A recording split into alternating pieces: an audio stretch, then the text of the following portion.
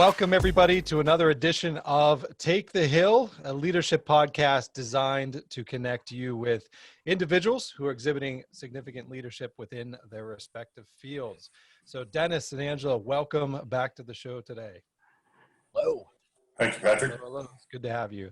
So we are extremely excited to have Mr. Steve Adelkoff back with us today to talk about in a current trending topic related to TikTok and WeChat and kind of how that is shaping up some of the things we're seeing domestically as well as globally. So Mr. Adelkoff, Steve, welcome back to the show. Patrick, so great to see you. Dennis as well, Angelo as well. Just a pleasure being with. Last time I was with you guys was in May. We were at the front end of this coronavirus. We were talking about deglobalization, financial government repression, all kinds of, light-hearted topics. And we're back again with more light-hearted topics. And it is exciting. And like you said, for those of you who have not checked out that earlier episode with Steve, it is episode number 9, Over the Horizon. Take the time to hit pause now and go back, or after we're done kind of engaging in a conversation today, go back and listen to some of that. Again, Steve, like you said, you bring so much to the table, and we're always excited to have you here. Oh, you're too kind, and it's a pleasure being with all of you. Wonderful. So today, where we're going is a kind of an in-depth conversation and maybe a little bit of walk through the history related to TikTok and WeChat. There's a lot of some interesting kind of tug and pull happening within the industry, both here in the United States for not only business reasons, but perhaps politically, as well. So I think it's not only a relevant topic, but again, it demonstrates that, you can have these courageous and difficult conversations and really come out on the other side learning a lot, all right, without necessarily having to, get into a conversation where you're necessarily going after somebody just because of their political views, right? So, we're excited, like you said, to kind of go through this history and again, explore, this from multiple lenses. So I guess, Steve, at least in the beginning, would you be able to, for our listeners, provide a little bit of background maybe on, TikTok and WeChat and, what are they? Absolutely. Awesome. Remember, this is all in the context of deglobalization, but the two recent focuses of the Trump administration and the war on China has been these two applications, one of which I think is fairly new. The other one has been around for quite some time. So TikTok is, it's kind of a mobile, smaller YouTube in its own way. Everybody makes these short mobile videos and they put it on, and very popular, So 52 million weekly users in the US. So, a big number, lots of adoption. It's owned by ByteDance, which is not nearly the size of Tencent, which owns WeChat. We'll talk about WeChat in a minute. But ByteDance is growing, and this is obviously its jewel. And it has a couple of very well-heeled institutional venture capital investors from the U.S., from Silicon Valley, in the deal. Sequoia and the other one's skipping my way. Let me just figure out who the other one is. Of course, General Atlantic is the other one that's in there. And I believe that those VC groups own, it's reported to be something like 40% of TikTok, but it's in a very passive way. So the VCs are not doing the management and operations of TikTok. They're so-called passive investors, and that's going to be an important distinction as you sort of talk about what the administration has kind of demanded, and so at least their starting point for negotiation, how I look at it, and where they're going to end if they end up at all. So that's TikTok. WeChat is so significantly bigger, and when I was in China last year, I spent a month or so in China traveling, doing some business. We only could communicate with WeChat, and in fact, with my Chinese colleagues, it's all about WeChat. And it has something like over 1 billion users. It's huge. It's probably bigger than WhatsApp. It just sort of dwarfs all of it. But here's the most interesting parts, it seems to me. It's owned by Tencent, which is a huge Chinese sort of venture capital conglomerate. And the most amazing parts of WeChat have less to do with the chat and more to do with its other applications. Gaming, for example, it's got the whole mobile video stuff too, but the most significant in my view is their payment methodology. So you go to China and you want to buy something, they get offended when you pull out a credit card. What is this? Come on, you stupid American, you're using a credit card? And then you pull out some cash, a yuan, like, do I have to make change for you? This is such a hassle. It's so aggravating. You're a stupid American. Why don't you just use WePay, the digital application? It's like PayPal or Apple Pay, but dwarfs PayPal. Well, I shouldn't say that. I don't know the data, but WeChat's pay service, WePay, is so huge. Everyone in China uses it.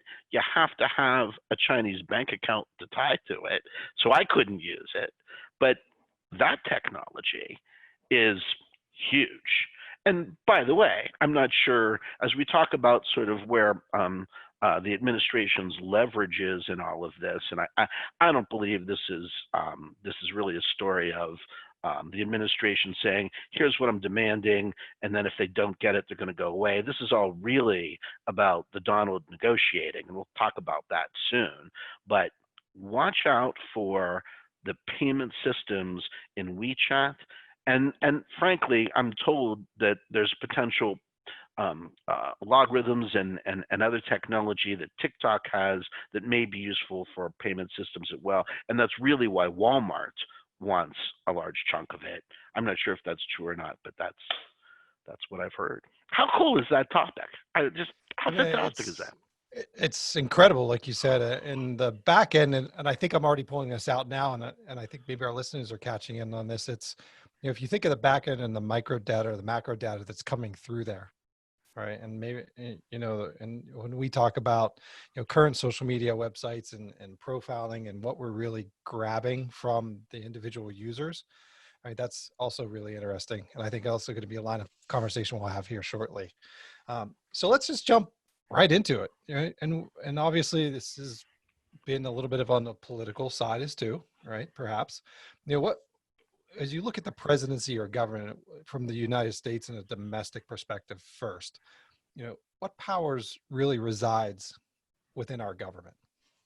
It's a fantastic question. And it was the first thing that struck me, sort of the lawyer in me came up and said, how's the Donald doing this? This is like Tony Soprano stuff, right? You are going to sell the business. You're going to sell. And by the way, you're going to pay me a commission. Let's get it done. It's crazy. In certainly my professional career, I've never seen it. But there is the powers that are being used right now. It's the International Emergency Economic Powers Act. Now that came into effect in sort of the late 70s, and it's got some specific requirements to it. And let me just go from my notes here. So it takes national security and rests the power with the president, not Congress. So normally, if you're going to declare war, Congress has all the powers except what's reserved to the president of the states, and blah, blah. So this is sort of a slicing off of saying, president, in these cases, you can do a lot of bad stuff to private citizens, but so it allows the president to regulate international commerce, but you got to declare a national emergency, and it's got to be in response to this unusual and extraordinary security threat for the United States with the source that's outside of the U.S. So it's kind of a narrow band of authority where you got to declare an emergency and then take action. Now, normally the action that's taken is you freeze assets, you block transactions. We're going to talk about that one in a second. And if there's an actual attack, you can confiscate property. What I've never seen is guys, you got to sell a business or we're going to ban you. That's just really, that's a new one. That is really crazy. That is, when I say it's crazy, I mean, it's actually very interesting. We've just never seen it in our lifetime. So you could fairly ask, are there similar laws that relate to this? And the closest one that I know of is something called Exxon Florio. And I'm just taking you back here to the days when I was a young punk associate at K&L Gates, and you do the deal, and everyone knows as a young punk in the M&A world, you've got to watch out for something called Hart-Scott-Rodino filings, and that's basically an antitrust rule that says if your deal size is over a certain amount, you've got to make a filing with the government, and basically allow the government to say, slow down, back up, you're anti-competitive, time out, we need more information, or we're not going to let this happen, and fine. And the thing about Hart-Scott-Rodino is you do the filing, the government's got 30 days to speak or forever hold their peace. If they don't say anything in 30 days, you know your transaction's clean, you carry on with life. That's good. I was doing a transaction years ago for let me not even say the industry, but it was a foreign buyer and an American seller. And it was the first time I confronted that. And so you reach out to your Hart-Scott-Rodino guys, your antitrust people, and they whip up their Hart-Scott-Rodino filing, and we're ready to go. And they say, oh, by the way, there's this law called Exxon Florio. And I don't. Well, tell me about it. And, well, so at Exxon Florio, if a transaction is going to implicate national security, and the president believes that it's bad, it's going to impact national security, then the president's got the power to say, it doesn't happen. And I said, oh, but that's fine. So we'll do our filings and we'll wait 30 days and that'll be that. And he said, no. Unlike Hart-Scott-Rodino, Exxon Florio has no time limit. So you file, government says nothing. 10 years later, in theory, the government could come back and say, we're unwinding that deal because there's just too much risk there. I'm sure that it's been implemented in other places, but Exxon Florio, the only time I recall seeing it is after 9/11. Dubai World, a company that I did certainly with their subsidiaries, did a lot of work with, particularly the Dubai Multi-Commodity Center. But Dubai World owned the Dubai Ports business, and the Dubai Ports business is one of the largest operator of ports in the world, certainly at the time. I'm guessing it still is.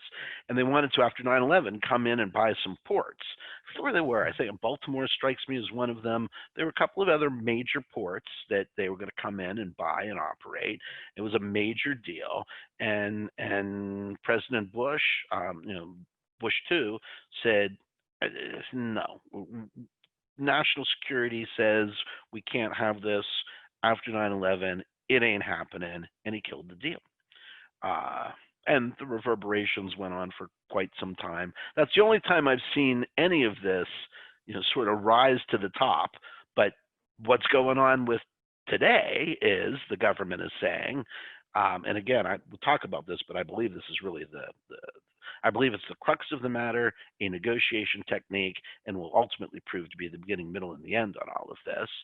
The administration says, I can't tell whether they're saying we've declared a national emergency or we're going to, but a national emergency is or will be declared.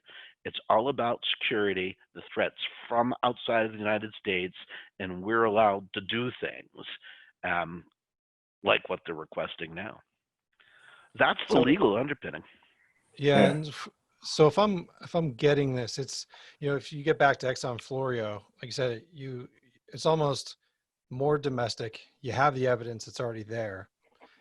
If you look at the International Economic Powers Act, it's the potential that may happen.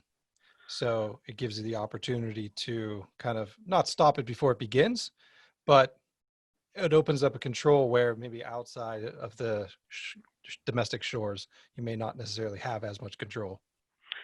So I think that the Trump administration is hoping it plays out that way. But Okay. I'm telling you, we're treading territory that has never been tread before, as far as I know. And in fact, the Yeah. courts are now just starting to think about this. So, most recently, what we've seen is an injunction in California issued against banning WeChat on First Amendment grounds because Mhm. the vast majority of Chinese nationals or Chinese Americans who communicate with people in China is through WeChat. Mhm. It's a billion users, Yeah. and it would be like banning WhatsApp, Mhm. basically. Yeah. Uh, so a judge in California ruled, hey, we hear what the government is saying, but the government hasn't made a compelling case that whatever China may be a security threat, and maybe, and you can prove that, but you haven't made a compelling case that WeChat is the one that's the problem, and therefore you're blocked from doing what you want to Mhm. do. And basically saying, I'm sorry, but the International Emergency Economic Powers Act ain't working for you, government. Yeah. That's going to be where the rubber hits the road, by the way. So, Steve, you made a statement that we're treading in areas that we've never been before, and that's kind of been the trend for the last 3 years. But I got to ask you the question. So, what does Trump want? It's a great question, and I'm going to tell you what Trump has asked for, but I don't think that's necessarily the end game. First, let me tell you what he's asked for. Then let me tell you how it's been, um, uh, uh, uh, what I think it is, and then how others have responded to it. So he's come out and he said, look, national security interest, here are the things I want. I want control of this company to rest in American hands, someone I trust. I want all of the data from all of the US citizens to be in the control of a US entity. And by the way, I want you to sell this company so that the USA company controls it, and I want money for that. I so backing up, I'm not sure what much of that means, but uh, I want money for that. Sure sounds like he wants a commission, uh, which I'm good with. I think it's great that the president says, "Hey, I'm entitled to a commish. I struck a deal. The fact that I broke your arm making the deal doesn't mean I'm not entitled to my commish. Give me 5%." Or whatever that number is. And by the way, the price tag it's a $60 billion valuation. It would be a $12 billion payment by Walmart and Oracle that they split. Okay, so that's what the Trumpster put on the table on day one. How it's looking, and everybody, by the way, said, "Oh my goodness, this is what they're demanding," or it's his way or the highway. I don't really view it like that. I don't think that Trump said, "This is what I'm demanding, and you got to do it, or I'm going to block this." I think what Trump said was, "It's time to negotiate," and a great negotiator looks for what his blue sky is. Mhm. And he says, what do I want? Because you get one chance to ask for everything that you want. If you ask for what you want, then a week later you come back and say, I forgot about X, Y, and Z that I'd like too. You're a schmuck. The deal's not going to get done. All kinds of problems. Right? So he's smart. He's, the art of the deal, and he's absolutely right. If this is the way he's thinking, I'm going to put my blue sky on the table, and my blue sky is that data has to rest with a U.S. company.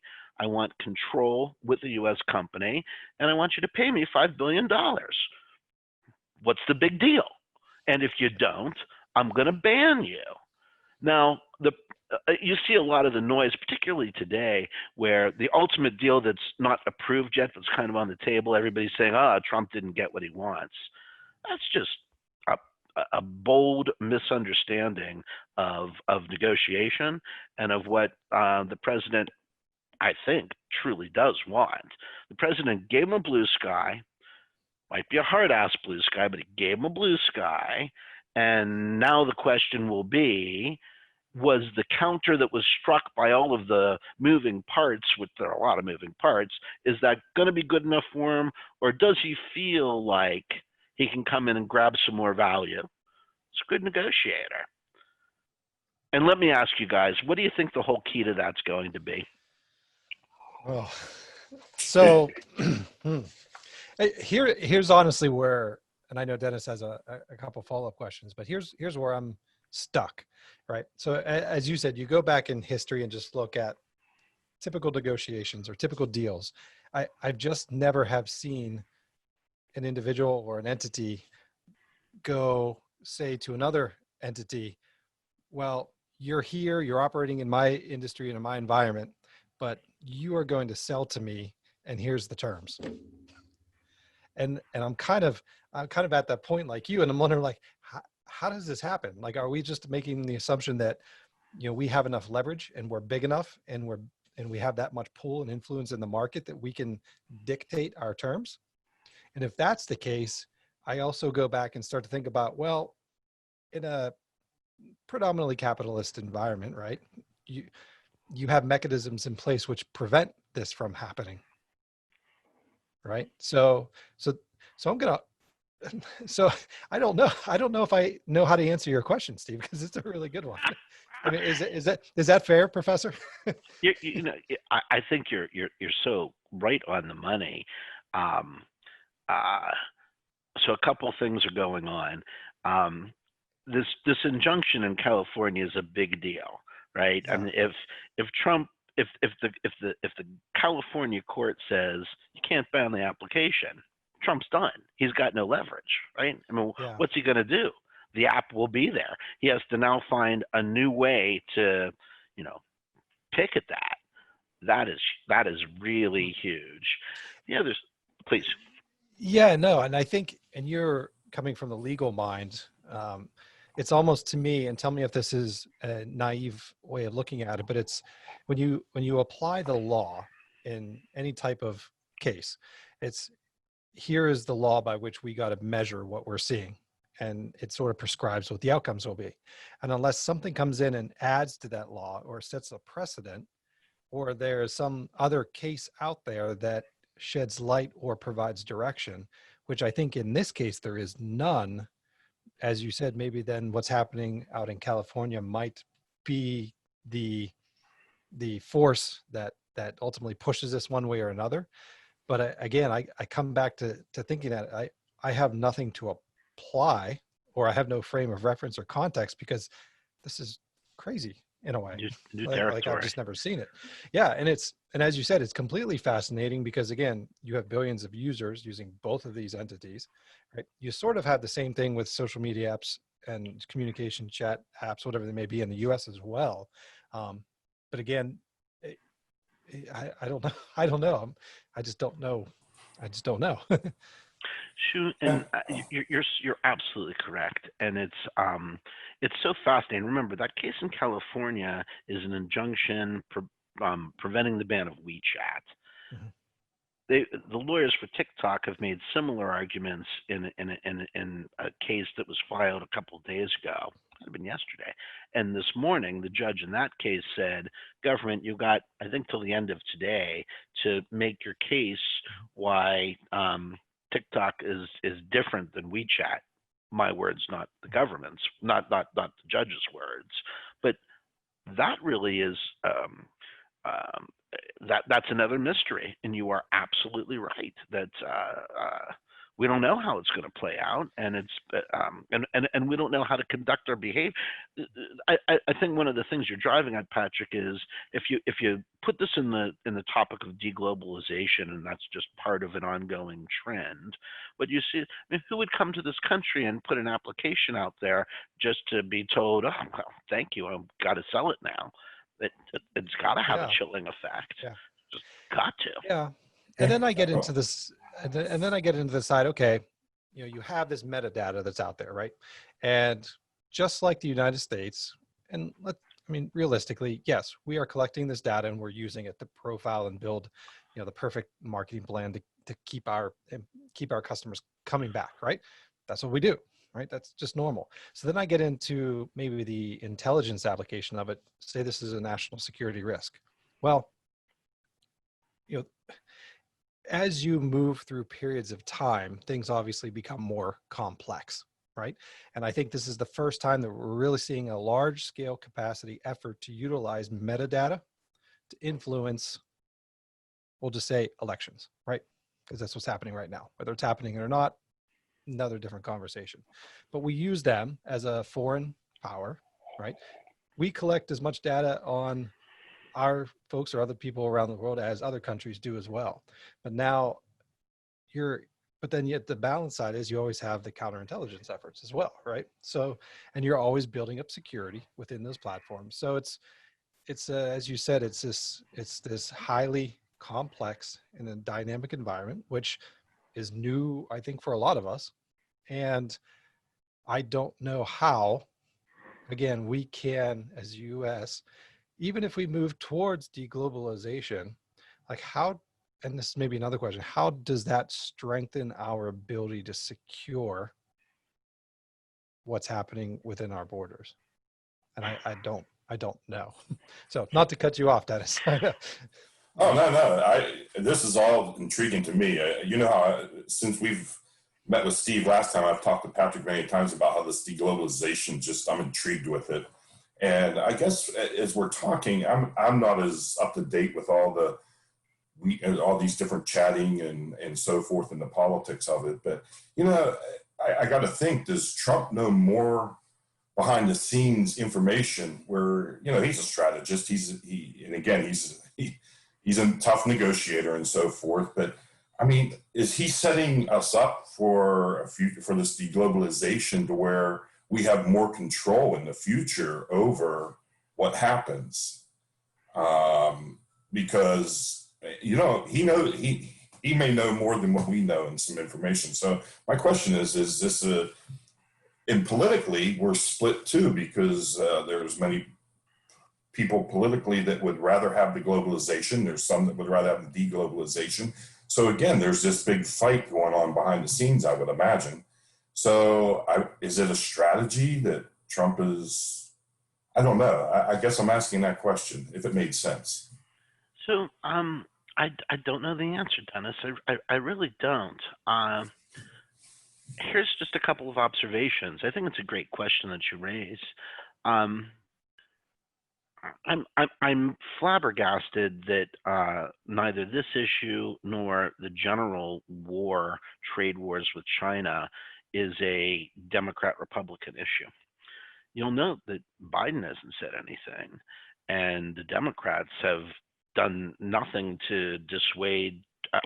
We know Nancy Pelosi is not bashful, and full disclosure, I'm a Democrat. I don't think I've ever voted for a Republican for president, even though I've liked a couple of them who have run. But Pelosi certainly wouldn't pass on an opportunity or Schumer to, jab the president. They don't say anything about this one. Everybody continues to say, not a big deal, go for it. I don't know that they're actually saying, go get him. So you may be right. It's awfully hard for me to tell, but it does seem like the deglobalization soapbox is one that's getting accepted more and more every day. And I'm a Ricardian, international trade guy. More international trade is always better than less, and I scratch my head about the whole theory, but that's not what's going on in the world. And then remember what we were also talking about in May. And by the way, this $5 billion that's going to our government is for the TikTok deal that's on the table. If it works, is just part of this. It's all going to be about the global war for tax revenue, and that's what it's going to be all about. Because it's going to be less growth in the world. We've got all of this stimulus. There's going to be less tax revenues. All the governments, every sovereign in the world is going to need money. deglobalization plays into that, and kind of some ways it's perverse, because you would think growth will slow in a deglobalized world. I guess others say that I'll have more control over the means within my borders to tax. But I'll tell you another relevant thing. It was either earlier this year or late last year. There's a movement in Europe, and they want it to be a worldwide movement for basically how we tax internet companies, companies that are operating on the web internationally, but who have no nexus to any particular country, which is usually the basis by which tax happens in some form or fashion. And the U.S. pulled out of it. The U.S. said, you know what, we're gonna think about this in a different way, and you guys go figure it out yourself. Well, if there's not a uniform global approach to taxing an internet company, they're going to go to the jurisdiction of most favorable taxation, and they're going to do what they should do, what you would think agency theory would require, which is minimize your tax. Don't break the law, but minimize your tax. And that's basically what the Trumpster did by saying, we're going to pull out of that. I'm not sure what to tell you on that. It's going to be wild over the next few years. We'll be able to talk about this consistently over the next 5 years, I have a feeling. So Steve, how does China reacting to all this? I love China's reaction, and some of it is, if you've ever done a deal with the Chinese and negotiated with the Chinese, what you realize is everyone who I had the pleasure of negotiating, they are really good at what they do. They really, I don't know if when they were 2 years old they negotiated for toys or whatever it was. They're very good at what they do. So the first thing the Chinese did was have a big, the Chinese have to approve this deal apparently, and I'm not quite sure what in China law requires that, but ByteDance needs Beijing's approval. So the first thing Beijing does is it calls its national news, and it says, here's the line you're going to print. Trump is like Tony Soprano. He's a bully and a thug, and the U.S. is just bullying us into this. It's ridiculous. We have all the protections in the world we need, and those bad boys are just picking on us. Number one, big out there for the world to see. The next thing that they've done is they haven't said one way or the other whether they're going to approve the deal or not. I think the next play is that they're in some way, I don't know if they're funding it, but the Chinese have to be at least wanting it to happen, these cases that go forward, because if the judge says TikTok, Trump, you're enjoined from banning TikTok, well, now the Chinese say, okay, I think it's time to renegotiate this deal. And because what's Trump going to do? He's stuck at that point. This seems to be the response. Now, that third part, no one's saying, but I'm telling you, it's true. I know it's true. This is all about Trump's leverage. His leverage comes in the law. I don't really think 52 million users strong are going to just say, okay, U.S. government says I shouldn't use it, I'm not going to use it. It's all about whether he can impose these extraordinary powers under the statute that he has. And so far he's 0 for 1. We'll see what they file today. That's why I say it's all about these cases. That's the response from China, and I think it's. Don't be surprised if there's a complete renegotiation of the deal, and then it becomes very interesting from Oracle's and Walmart's perspective. And do they say, well, I thought I had a deal with you just because we've, beaten up on this and this, I shouldn't have to. And they may walk, and then Microsoft may come back into the picture. Who knows? What? Yeah. So looking at, like you said, Oracle and Walmart. I mean, what is their real stake in this in terms of what's on the table for them? Yeah. So, and I think it's different, and it's less clear with Walmart, but real clear with Oracle. Mm-hmm. So Oracle's going to get a little bit more than Walmart. I forget I think Oracle puts up $7.5 million, and Walmart the rest of the $12 billion that needs to come up. So Oracle wants its cloud business. It sees its cloud business as a big revenue generator in the future, and it's got tough competition between Amazon's cloud business and Microsoft's cloud business. So the part of this deal is Oracle gets to store in its cloud all the data, all the security stuff. I'm not sure if it's worldwide or just the US, but all of it gets in the US is housed. That will be just a huge benefit to its cloud business, it seems to me.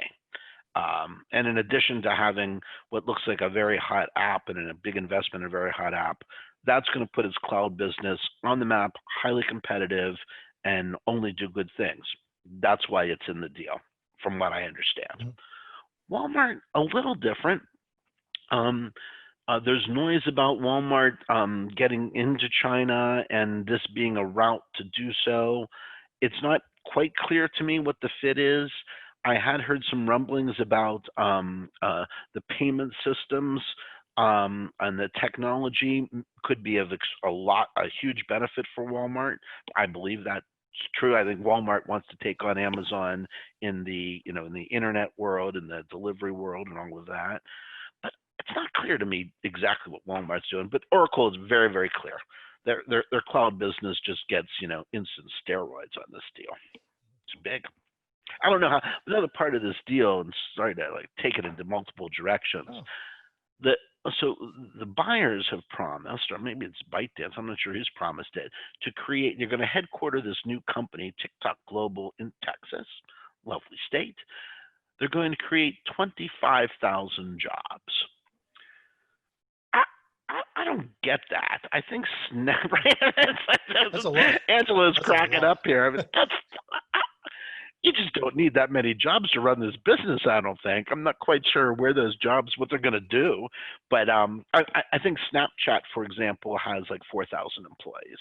And so I'm a lot of promises there, but not sure how they're going to keep some of them. Yeah. So there you go. What's the buzz, if you've heard any, you always see Warren Buffett out there, or what's the thought in the market with respect to investments in these companies right now? To be sure, tech has been wildly hot and has driven a lot of the market's gains. The big names, the Apples of the world, have really driven, Microsoft to a lesser extent, have really been driving those gains. The valuations are, nosebleed territory. PayPal, for example, when last I checked, I think it was selling for 100 times earnings. That means that when you think about the formula for valuation, you put cash flow in the numerator divided by a rate less growth. That means that if you're 100 times earnings, the growth factor that you're thinking about has to be enormous. And okay, but not for me, but could be for others. So I'm not sure that this deal has done much for investing. But I can tell you, you're starting to see investors rethink valuations in the nosebleed territory, it looks like. And by the way, until the election is over, the turmoil in the market is just going to be nuts. It's just going to be a nutcase kind of thing. So yeah. So what should we look for next? Right. I mean, obviously we have the court case kind of working its way through the system, but what should we be watching for from your perspective that might give us a little bit of a warning or a notification that, hey, something's about to happen from your perspective? I think it's going to be different for two different deals. I think for the TikTok deal, which has, certainly the terms have been set, and we'll see if they keep. I really get the sense that it's going to be all about whether an injunction is going to be issued or not, and then let's play it out. Let's say the injunction is issued. Now, China has to make a decision. Do I like these terms and take it, well, I'm sorry. Let's say the injunction is not issued, that the court says, administration, you can ban TikTok. All of a sudden, the administration's leverage rises. China now really only has the card to play of you're a bully, you're a thug. Eventually that falls on deaf ears because everybody knows we're bullies and thugs. And my sense is this deal gets done on the level that it gets done. And then China will say, look, Trump didn't get what he wanted. We beat him back. He didn't get the commission and he didn't get control. And then what Trump will say is, well, listen to Adelkoff, that was just our starting point for negotiation, and we're quite happy with this deal. And that's my guess of what that he should, that he really should. And it will all turn on that sort of power play of the injunction or not. Let's say that the injunction holds. If I'm China, I now say, the emperor has no clothes. I am going to go back. I'm going to pull down his pants, and I'm going to get more. What's he going to do? And they're going to really stick it to him. Because I don't see any other leverage that Trump has. I guess Congress could come in and do something. I don't see that happening. I don't see them sort of agreeing to anything. And then maybe on the other side of this, depending on what politics looks like, something could happen. But if those injunctions, if an injunction holds in TikTok, it's harder. I think WeChat is probably WeChat could be different. It's so behemoth. It's so much bigger than TikTok, and there really is an enormously compelling First Amendment case, it seems to me. Less compelling in TikTok, but really compelling in WeChat. And by the way, we don't have a deal. We don't know what selling a portion of WeChat might look like. My sense is it's going to turn on this injunction, not injunction thing. If the injunction falls away in WeChat, which I suspect is less likely than in TikTok, I'm not sure how it plays out. I think Trump probably ratchets it up a little bit more, but you could get Google coming in trying to buy it.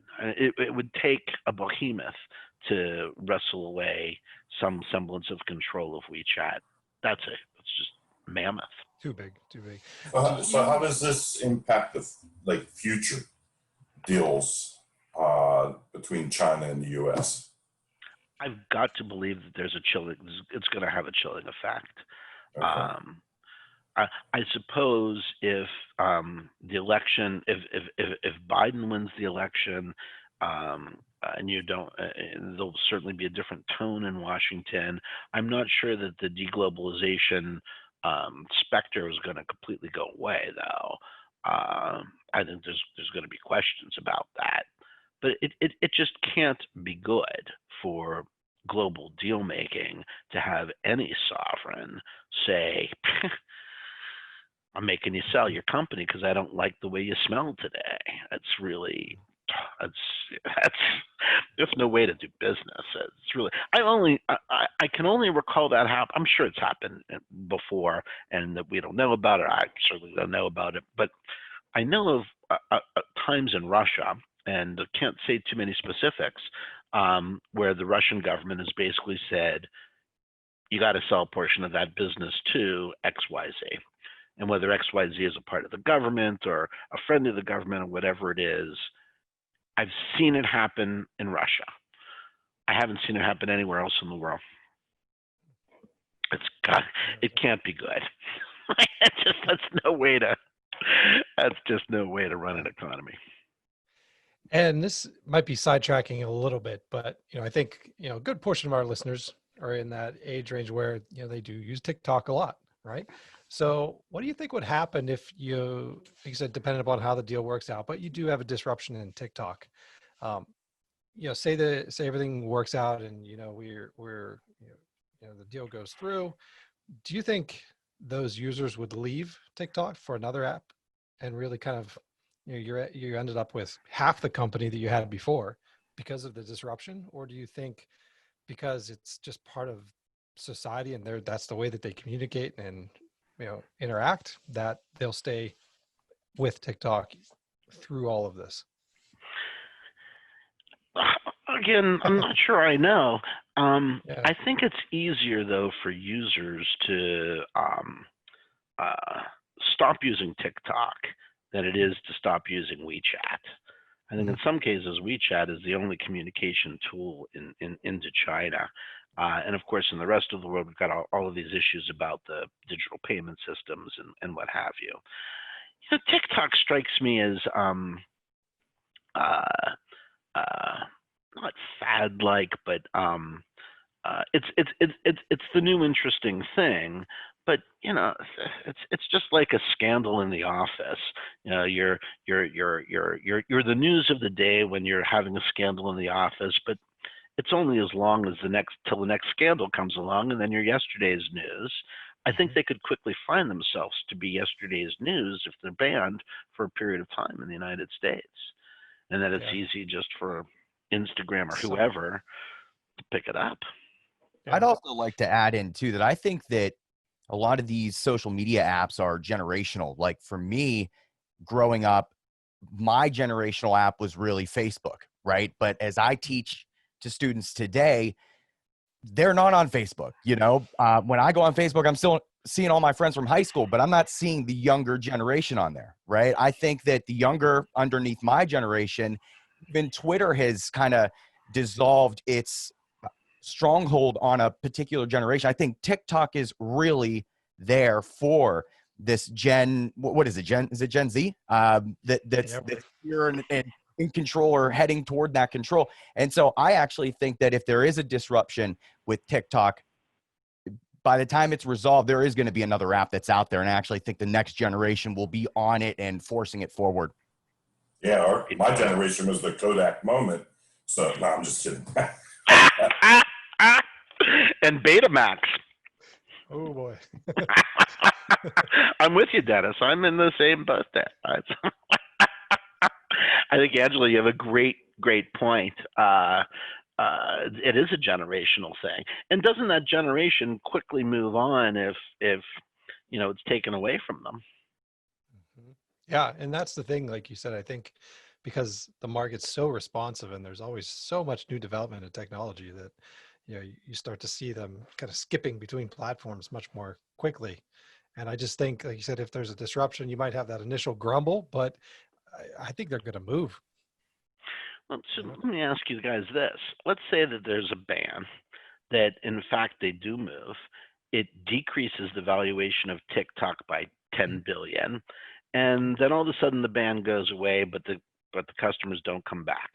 Does TikTok, does ByteDance now have an expropriation argument with the government that says, hey, your government action was wrongful, you damaged us, you took our property, and now you got to give us just compensation.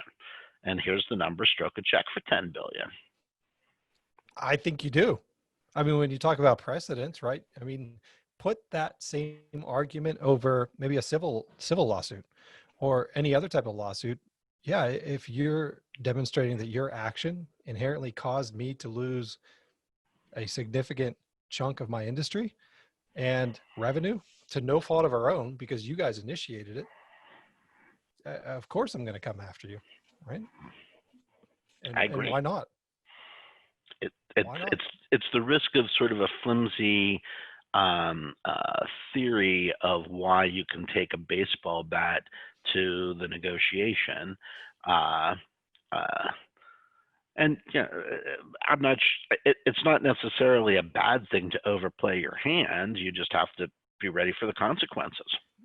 Yeah, as you said, you kind of have to take that gamble, right? I mean, is what you're trying to really ultimately achieve at the end in your big blue sky? Like, what is somebody going to call your bluff? There we go. Right? Not even Steve Mnuchin could save him on this one, and I think he's fantastic. Yeah. So yeah, and it's an interesting topic, and there are so many moving parts, and I think there are so many things yet that still need to happen. Like you said, it may be the court case. It may be another domino that maybe springboards and pushes this some other direction. But again, it certainly is unprecedented. It's incredibly interesting because again, it's not just industry, it's not just government, but it's also social, it's also domestic, it's also international. There's a lot of really interesting components that and we just don't have that crystal ball to see what's going to happen, right? So it's yeah, I'm thinking we're going to have you guys back and we're going to have this conversation again in a few months and see what happens, to see if we're right or we're still basically waiting, right? Or there's going to be just another great topic and an example of deglobalization out there, because I promise you we'll be talking about that for years and years to come. Yeah. So any final thoughts, Steve? You know, it's you know, we talked about, like you said, what to look for. Anything to wrap this up as much as possible, I guess. I take heart that just over the next, you know, and until the election is over and we have the results, and that might take a little while, it's going to be a tremendously tumultuous time. And just sort of know that that's going to happen, center yourself, watch for the ride, enjoy the ride, but I promise you, when it's over, no matter what happens in the election, it's going to calm down. And that's going to feel good. So just if you get really stressed out over the next 6 or so weeks and you just want to, you know, pull out your hair, and it's going to be the news is going to be horrible. It's going to be so stressful. Just remember, once the election's this is what happens in an election year. Once the election's over, things will calm down. Promise you, no matter what the result of the election is. Very well said. So Dennis and Angelo, what do you think? And once again, Steve, I just I enjoy speaking with you. I enjoy what you bring to the table, and again, you've gotten me so intrigued with this deglobalization. I just keep processing it. So I appreciate you educating us on a lot of this stuff. So thank you. It's just a pleasure, Dennis, and I can't wait till we can have a beer in person together and discuss it some more. There you go. Steve, you know, when you get a chance, give me your PayPal or Venmo. I feel like I got to pay you admission for this stuff now. Like, these conversations are just extremely fascinating. So we'll full circle it, and we'll use one of those apps to get you paid. You're too kind. Thank you so much. Very apropos, Angela. I love it. So, well, yeah, again, Steve, you know, we greatly appreciate you taking the time. And again, every time you come on, I feel like I learn about a million new things. You know, it's relevant and in depth, and we appreciate that. It's such a pleasure, guys. Really enjoy it. Really enjoy talking to you, and you're doing fantastic work. I love taking the hill. It's just great. Really enjoy it. Thank you. Well, we're trying hard. And, you know, in terms of continuing that, listeners, again, we love all the support and love you guys have showed us. Like I said, we're going to keep pushing the episodes out. Again, if you have not checked out Steve's earlier episode, jump back. It's episode number 9, called Over the Horizon with Steve Adelkoff. Again, like you said, he's a wealth of knowledge, and no doubt we'll have him probably up in October. You may even see him on the other side of the table leading the discussion as a guest host. So things are certainly being planned there. And again, like you said, from both Dennis, Angela, and myself, you know, we truly appreciate you guys hanging with us. We'd also like to get another quick shout out to our team this semester. We had a great fortune of having Blake Beshero and Emily Sjoberg with us, both in marketing and video. So again, they're doing wonderful work behind the scenes, pushing episodes and media out to you guys as well. So, you know, big congratulations to those two for all their efforts. And if you have not done so, also make sure you check out Angelo's Spitting Thoughts. Our world-renowned podcaster himself is also out there keeping you connected to the music industry. So as always, you know, keep exhibiting leadership regardless of what role you're in, and we look forward to seeing you in the near future.